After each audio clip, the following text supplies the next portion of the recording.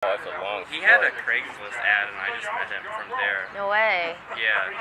What did your ad say? I've only known you how long have I known you? Like a week. Yeah, about a week. Yeah. What does your bracelet say? I am your. Oh, this is some author I met. Some lady who wrote a children's I book. am you. She had these things. She wrote this children's book called I am unique. it was called. It's called Pete and Repeat. It's like two brothers. One's always like repeating. He doesn't learn his lessons or something, and the other one.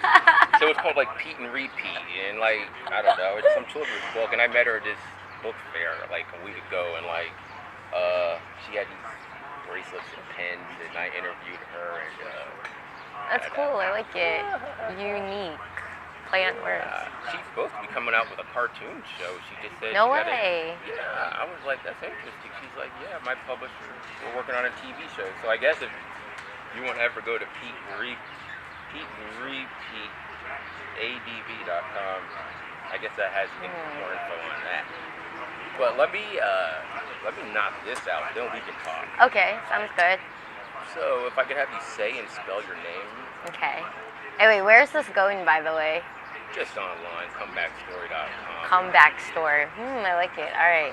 Hi, I'm Shannon Taruc, first and last name. And it's spelled SHANNONTARUC.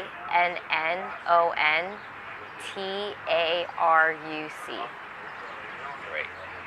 Now I'm going to ask you a couple of questions, and Do I look directly into the camera? Is that what I do, or can I look around? you can look at me or directly at the camera. Okay. First question: what's a problem, adversity, or challenge, maybe even a conflict that you've successfully overcame in your life? Challenge, adversity, or conflict that I've successfully overcame in my life. Well, one that popped into my head is about 3 years ago. I was into dancing a lot. That was one of my hobbies. It was I say hobby because I didn't really do it full time, but it did make me happy. So I would say it was also one of my passions. But unfortunately, I tore my ACL playing flag football. So it was completely devastating because at that point I was really, putting a lot more effort into making my dance skills better. I was getting better than ever. And then right when I felt like I was getting to my peak and becoming greater than I was before, I tore my ACL. And so what that did is it completely set me back all the 4 or 5 years of hard work. But I took that as just a sign maybe I needed to slow down and focus on something else, take better care of my body. And with that, I just started focusing more on school. I was on school with a scholarship, so instead of figuring out how to divide my time between dancing and school, I just put that all towards getting involved and taking leadership positions. And with that, I focused on getting my leg better. And in the end result, I ended up getting another full ride to transfer to Maryland. My leg's all better now. Got dancing is still, a passion of mine, but obviously I'm not pursuing it as much as I did before, but I'm all better now. So it took a lot of mental strength to be able to overcome that injury. And I thought, I wouldn't be able to do a lot of the things that I can do now, as jump, run, and at that point I was only 18 years old. So I was like, great, I'm like an old lady now. I can't do anything like physical activities. I can't jump, I can't run, and I'm so young, but your body does amazing things. And if you work hard on anything, injuries, they don't last a lifetime, and you can always get better. Wow, you pretty much conducted this interview without me having to even ask any questions. But let me see. So let's go back a little bit. Okay. Let's talk about your life. Just some general background information on yourself up until your injury. So we can get some background information on you, where you're from, maybe, just some basic cool. Basic background info up until your injury, I guess. You can be vague. You don't have to get too personal, but like where you're from, what stuff like that. Okay. I grew up with a big family. I'm one of five. I'm one of six. Actually, I have 5 siblings. I'm the 5th child, so second to youngest. My parents, they came from the Philippines. They immigrated here. So they were always very hardworking, and something that they instilled in me when I was young. You know, especially growing up, I didn't want to be another burden on them. So I don't know what it was about me, but I was always very independent, and I wanted to help provide for myself and, you know, provide for my family. So always worked hard in school, always worked a job since I was 16, and I was always very ambitious. So always try to think outside the box. I've lived in Maryland my whole life, though. So that was one thing, you know, I'm still trying to get out of here. But I realized, you know, you can't wait to be happy. So no matter where I am in life, I always learn to enjoy every single moment and make the best out of it. Great. Now, in regards to your injury, since that was your problem, when did it get to its worst for you? I guess after you had the injury and it affected your dancing. When did it hit a rock bottom for you, or when did it hit its climax to its worst before things got better? Like there a point where you didn't think you could continue, or you thought life wasn't gonna get better after that, or so I knew, like, I was lucky enough to have like a great family to support me, you know. Fortunately, we had insurance to cover physical therapy. But like I said, I always grew up very hardworking and independent. So the thing that sucked the most is I had to be so dependent on others. I needed someone to drive me to physical therapy. You know, I could barely flex my leg muscles when before I could do splits and jumps and turns. So it just seeing when you work up to something so much and it's taken away from you in a flash of a second, you feel very helpless, you know? And you can sit there and you can drown and you could be like, what's the point of even trying to get better if something can just happen again?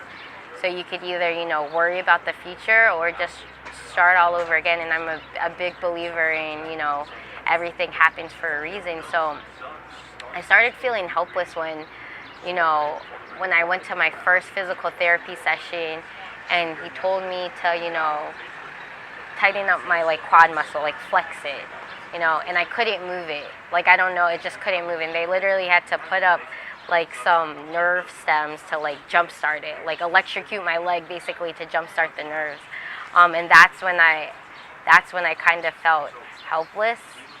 But it wasn't that bad, because I think that if you always no matter what you're going through, this is what I learned, no matter what challenge you're going through, if you're working towards something to better yourself, then the challenges don't seem that bad.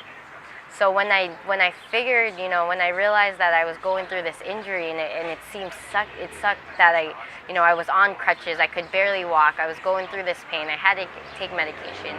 If I wasn't working through anything else, it would be really easy to just give myself a pity party on that. But because I was also in school at the time and I decided to redirect my attention to something else, I didn't have that much time to really cry over my leg. Because then I was just thinking, all right, I got to get this homework done. All right, I want to get an A in this class, so what can I do for that? So what I realized, it's if you're going through a challenge, I think the best way to overcome a challenge is just setting another goal for yourself. Because then it gives you hope, and then it gives you, vision to see that your life's going to get better. And then it gives you reasons to get up every morning instead of giving yourself a pity party on, well, what's the point because I'm crippled. Be optimistic in your There life. you go. Yes. So, what, how did you overcome the problem, What brought about the solution to your injury? What worked, and what restores your guess, your health and everything. What worked for you? What did you have to do to get through it? Did you just have to go through physical therapy and that work, or was it a combination of things, family support, etc.? Basically, how did you resolve the issue of overcoming the challenge of having an injury while being a dancer? I think just keeping what really resolved it is it took a while for me to recover too. It was like it sucked because I had a doctor that wouldn't even I don't know, it sounds crazy, but he wouldn't even renew my physical like therapy prescription when I couldn't even run on a treadmill yet. But it was like we didn't really have a good relationship. I don't know. He wasn't a doctor that he was a doctor that was more after your money than your best interest. So that's when I ended up switching doctors and switching physical therapies places. So it actually took me what was supposed to take me 6 months to recover. It took me a year. But I'm just a very I don't know. I don't like it when people can't tell me what I can't do. So the fact that he said like, what did he say to you? Like I remember like I needed my physical therapist. He was great. He was very nice. But I remember there was like this whole dispute where my dad refused to pay for this ice machine because he told us that the ice machine was covered. And then they tried to charge us $400, $500 and say that it wasn't covered. But my dad's like an accountant, so he was very businesslike. And he was like, oh, nope, you told me, I have the record, I'm not doing that. So after that, the doctor kind of was sour to us. But I couldn't believe someone would like not renew, like re-prescribe you, because that's still making you more money in the end. You know, we're going to your services. It was a really bizarre story. What was he doing? Was he just giving you pain? Was he just trying to give you pain medication? No, he basically was saying to me like, recover on your own because you need a prescription to go to a physical therapist. Right. But he wouldn't renew it for me. So I had to literally switch doctors. That's bizarre. Isn't it bizarre? It was weird. It was really weird that happened. He told you just recover on your own. Yeah, basically. I was like, physical therapy yeah, for an injury like that. Exactly. So it was a really weird comeback because for a whole 3 months I tried to work on my own. But then that's when, you know, a teacher, one of my mentors, her daughter's boyfriend went through the same thing, and she was like, she noticed, and you know, maybe this is what helped me overcome it. She noticed that I wasn't getting better. And when you have people that are really on your team and look after you, you know, and can push you to get better, she was like, this is where my son went to, go here. Or like, this is where my daughter's boyfriend went to. Basically, she called her son, you know, go here. So she referred you to someone? Yes. And she was like, and that's what really made me. And sometimes that's what I learned, you know. Sometimes you think you're doing your best, but someone else can see that you can do more. And sometimes you need to hear that. You need to hear that. So it's good to have, you know, it's good to have a support team.